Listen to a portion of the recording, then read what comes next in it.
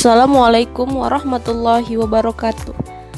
Kami dari kelompok 9, terdiri dari Ade Eva Fauzia Harahap dengan NIM 170502106,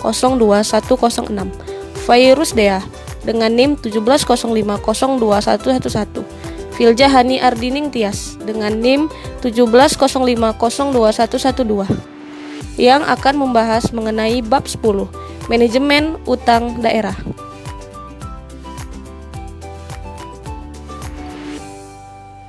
Manajemen utang daerah merupakan suatu proses penyusunan dan pengimplementasian strategi pengelolaan utang pemerintah daerah yang terkait dengan upaya memperoleh dana pinjaman pada tingkat risiko terkendali dan biaya terendah serta menggunakan pinjaman tersebut secara efisien dan efektif.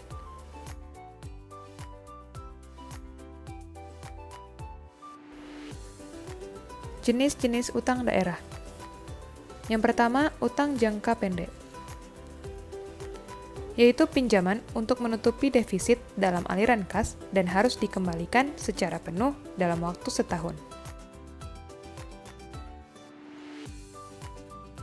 Yang kedua, yaitu utang jangka menengah, yaitu pinjaman yang dapat digunakan untuk membiayai proyek penghasilan pendapatan dan harus dikembalikan secara penuh selama periode yang tidak melebihi masa jabatan kepala daerah. Dan yang ketiga, utang jangka panjang, yaitu pinjaman yang dapat digunakan untuk membiayai proyek penghasil pendapatan dan harus dengan persetujuan DPRD. Manfaat utang daerah.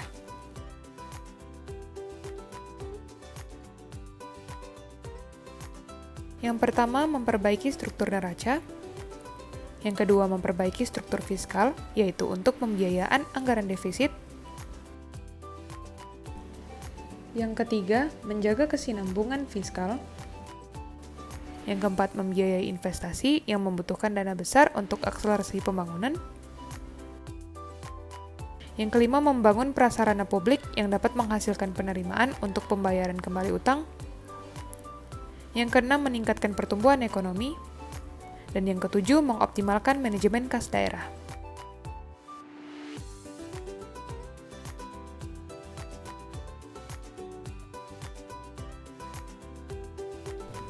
Utang di samping memberikan beberapa manfaat juga mengandung risiko. Utang yang terlalu besar dapat melemahkan struktur fiskal, kegagalan membayar utang, kredit macet, dan penggelembungan utang karena perubahan kurs mata uang.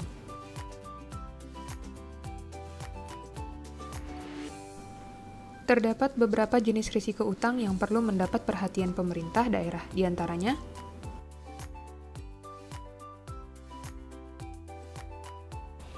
yang pertama yaitu risiko pasar.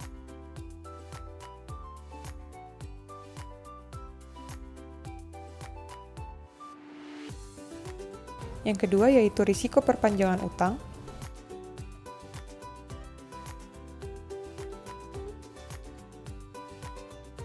Yang ketiga risiko likuiditas.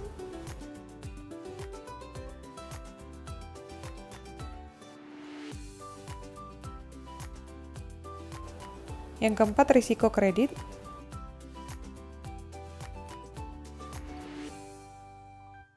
Yang kelima risiko perjanjian.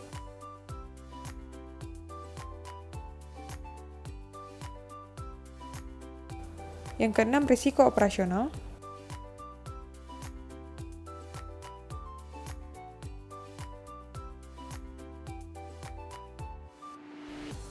Dan yang ketujuh, risiko pendanaan.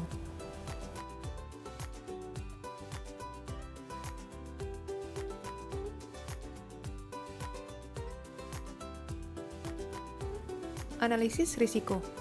Yang pertama, menganalisis kondisi ekonomi makronasional, regional, dan internasional dan prediksi ke depan. Yang kedua, menganalisis nilai tukar dan prediksi ke depan.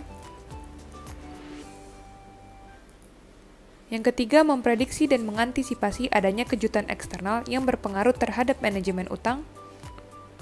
Yang keempat, membuat skema tindakan perlindungan nilai utang. Yang kelima, memprediksi dan mengantisipasi timbulnya utang bersyarat.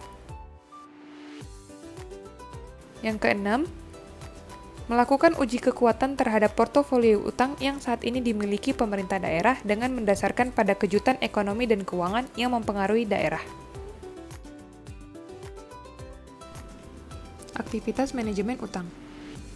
Yang pertama, menjaga kesinambungan pertumbuhan utang pada level yang aman. Yang kedua, mengevaluasi struktur utang. Yang ketiga, melakukan portofolio utang. Yang keempat, menegosiasikan dan memilih skema pinjaman yang memberikan keuntungan optimal dan risiko terkecil bagi pemerintah daerah, yang meliputi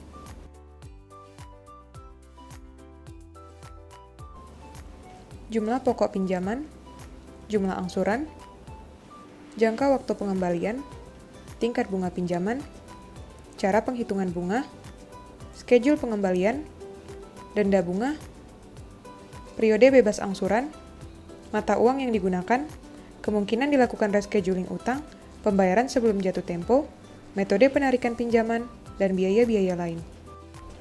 Kelima, menghitung biaya utang dan dampaknya terhadap stabilitas fiskal pemerintah daerah. Keenam, menghitung pengaruh utang terhadap makroekonomi daerah. Ketujuh, memantau penggunaan utang. Kedelapan, mengevaluasi penggunaan utang. Dan yang kesembilan, melakukan penjadwalan kembali utang. Prinsip manajemen utang daerah. Prinsip efisiensi dan efektivitas biaya. Menekankan bahwa dalam melakukan pinjaman daerah diupayakan pemerintah daerah memperoleh pinjaman dengan biaya pinjaman yang rendah dan risiko yang dapat diterima. Prinsip kehati-hatian. Menganjurkan agar proses pengambilan keputusan pengadaan pinjaman dilakukan dengan mengutamakan prinsip kehati-hatian dengan menghindari keputusan yang bersifat spekulatif. Diversifikasi. Dalam proses mendapatkan utang, perlu dipertimbangkan berbagai alternatif sumber dana, mata uang, tingkat bunga, dan jangka waktu yang berbeda-beda dalam rangka memperoleh biaya utang yang rendah.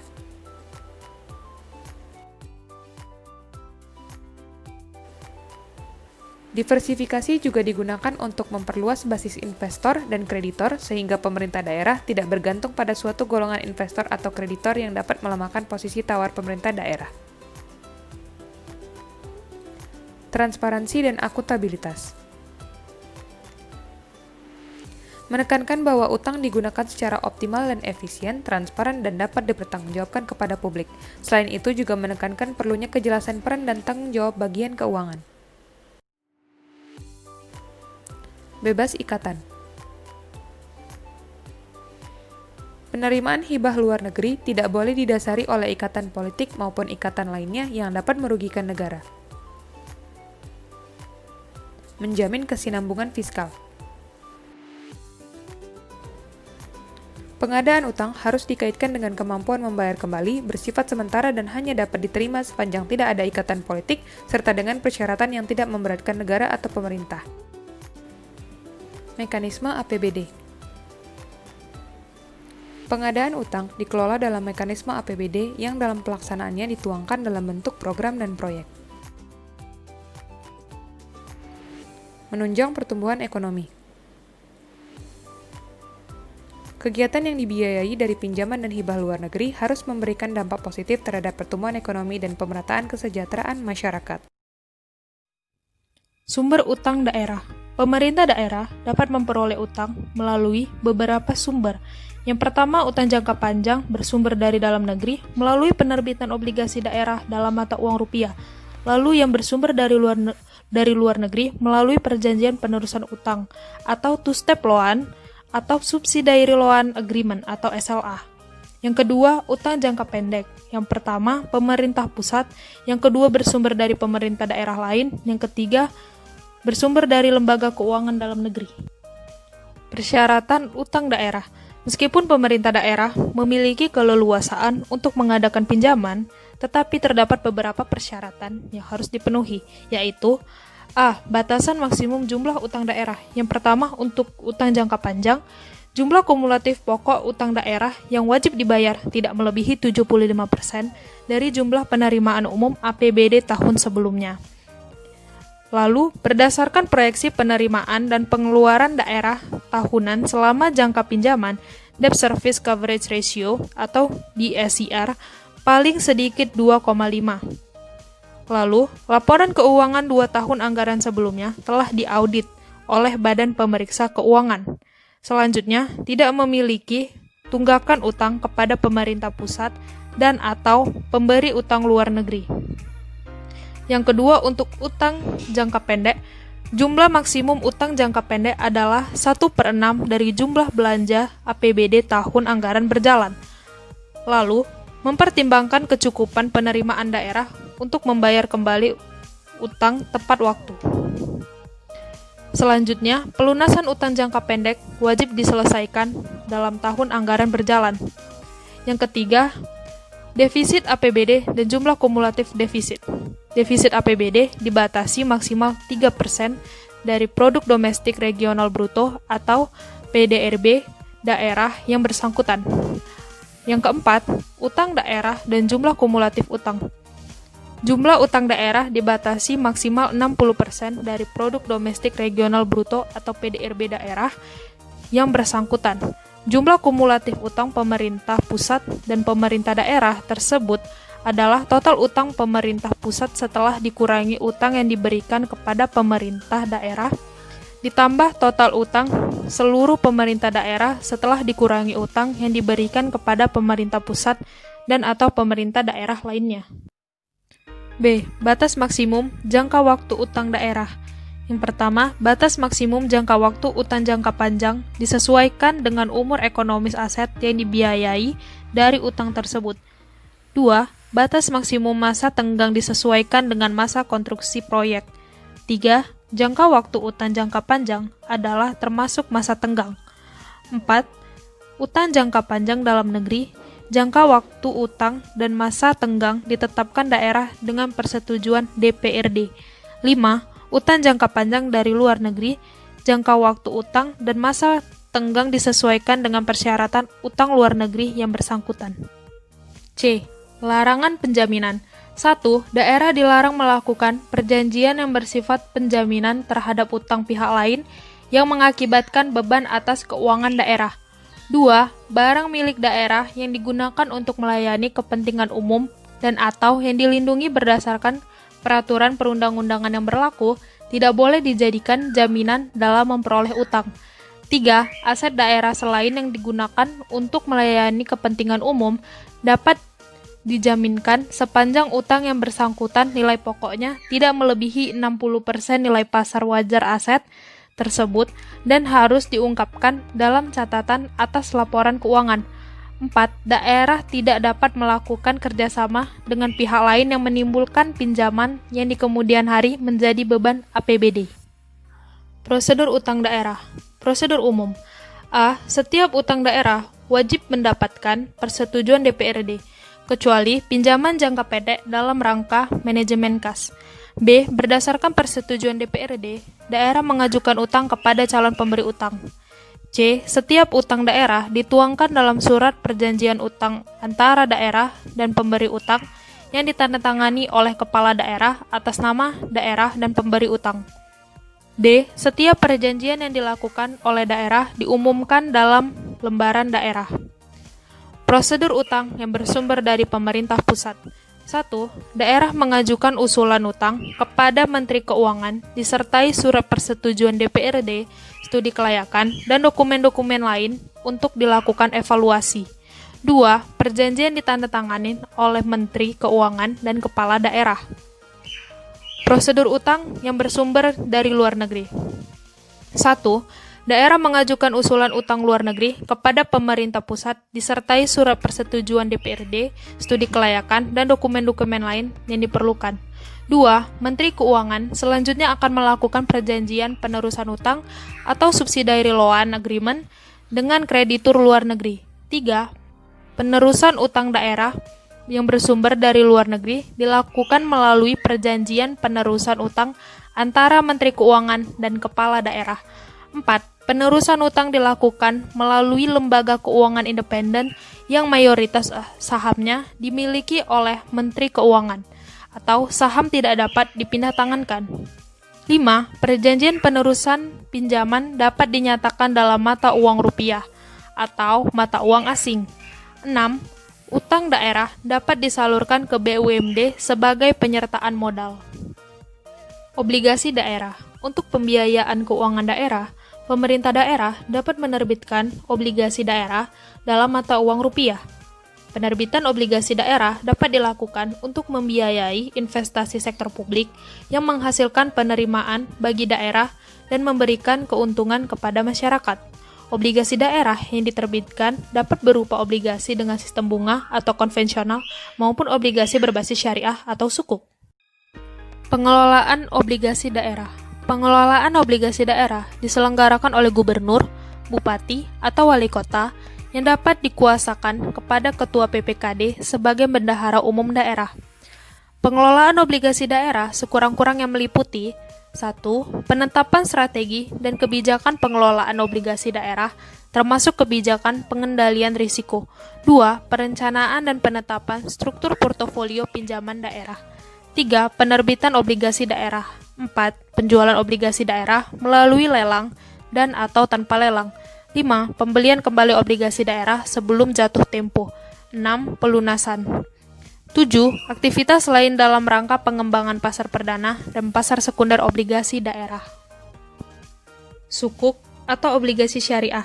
Berdasarkan Fatwa Dewan Syariah Nasional atau DSN, sukuk atau obligasi syariah didefinisikan sebagai suatu surat berharga jangka panjang berdasarkan prinsip syariah yang dikeluarkan perusahaan atau emiten kepada pemegang obligasi syariah yang mewajibkan emiten untuk membayar pendapatan kepada pemegang obligasi syariah berupa bagi hasil atau margin atau fee serta membayar kembali dana obligasi pada saat jatuh tempo.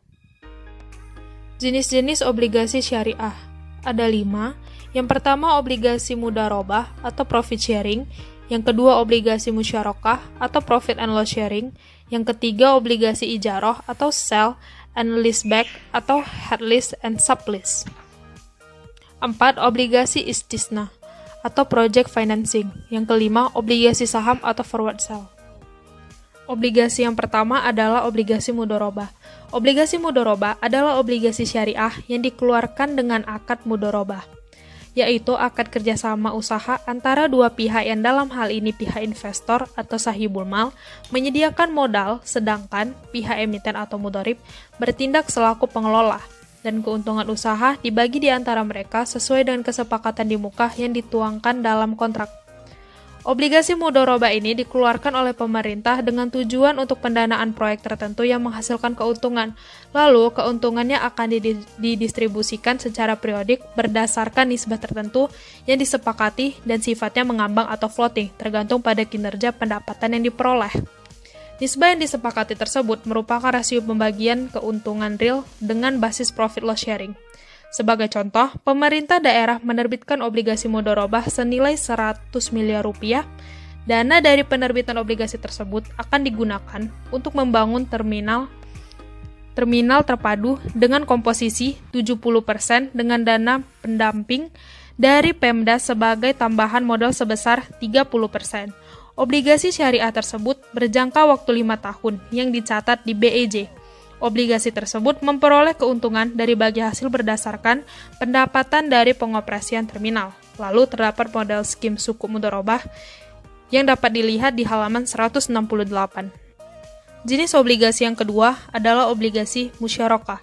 Obligasi musyarakah adalah obligasi syariah yang dikeluarkan berdasarkan akad musyarakah, yaitu akad kerjasama antara dua pihak atau lebih untuk suatu usaha tertentu, di mana masing-masing pihak memberikan kontribusi dana dengan ketentuan bahwa keuntungan dan risiko akan ditanggung bersama sesuai kesepakatan. Obligasi musyarakah dilaksanakan berdasarkan prinsip profit loss sharing. Jenis obligasi yang ketiga adalah obligasi ijarah. Obligasi ijarah adalah obligasi syariah yang dikeluarkan berdasarkan akad ijarah, yaitu akad pemindahan hak guna atau manfaat atas suatu barang atau jasa dalam waktu tertentu melalui pembayaran sewa tanpa diikuti dengan pemindahan kepemilikan atas barang tersebut. Pemegang obligasi ijarah akan mendapat keuntungan berupa fee atau sewa dari aset yang disewakan. Lalu terdapat gambar skim pembiayaan suku ijarah di halaman 169. Jenis saham yang keempat adalah obligasi salam. Obligasi salam adalah obligasi syariah yang dikeluarkan berdasarkan akad salam, yaitu kontrak jual beli barang dengan cara pemesanan dan pembayaran harga lebih dahulu dengan syarat-syarat tertentu. Yang kelima adalah obligasi istisna. Obligasi istisna adalah obligasi syariah yang dikeluarkan berdasarkan akad istisna, yaitu akad jual beli dalam bentuk pemesanan pembuatan barang tertentu dengan kriteria dan persyaratan tertentu yang disepakati antara pemesan atau pembeli dengan pembuat atau penjual.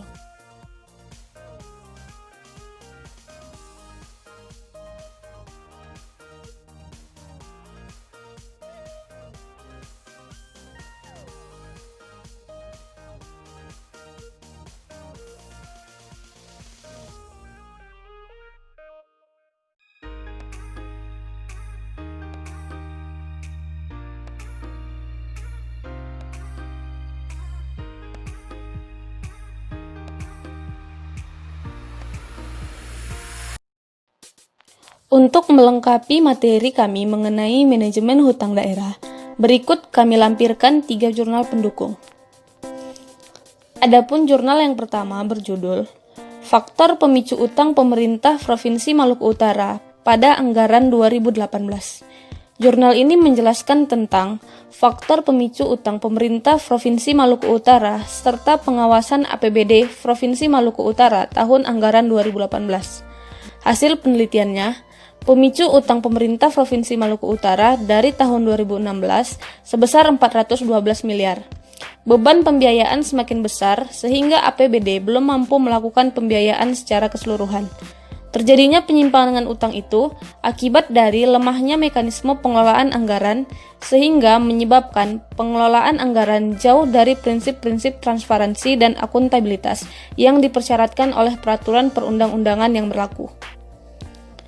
Adapun jurnal yang kedua berjudul Analisis Pinjaman Daerah sebagai Alternatif Pembiayaan Pembangunan Daerah Kutai Kartanegara. Jurnal ini menjelaskan jenis pinjaman yang dilakukan pemerintah daerah Kutai Kartanegara dan untuk mengetahui kemampuan daerah dalam mengembalikan pinjaman. Hasil penelitian, tidak ada pinjaman jangka panjang maupun jangka menengah yang dilakukan oleh pemerintah Kabupaten Kutai Kartanegara. Analisis utang terhadap pendapatan asli daerah pada tahun 2012 sampai 2017 menunjukkan nilai yang sangat tidak baik. Disimpulkan bahwa pemerintah Kabupaten Kutai Kartanegara tidak dapat mengandalkan PAD dalam pengembalian kewajiban jangka pendek. Hasil dari analisis utang terhadap pendapatan daerah menunjukkan bahwa pemerintah daerah Kutai Kartanegara pada tahun 2012 sampai dengan 2017 menunjukkan nilai yang sangat baik. Dapat disimpulkan bahwa pemerintah Kabupaten Kutai Kartanegara dapat mengandalkan pendapatan daerah dalam pengembalian kewajiban jangka pendek. Adapun jurnal yang ketiga berjudul Strategi Penerbitan Obligasi Daerah sebagai Alternatif Sumber Penerimaan Daerah di Provinsi Jawa Tengah.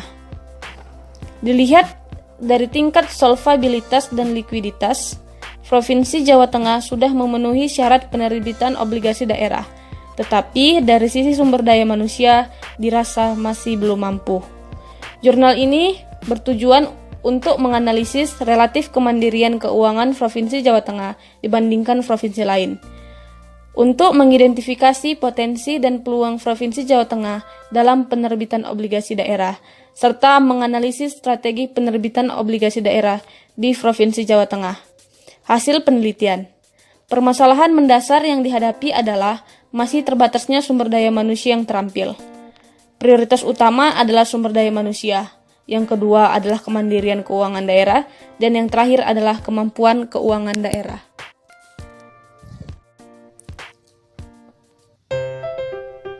Sekian presentasi dari kami. Terima kasih sudah menonton.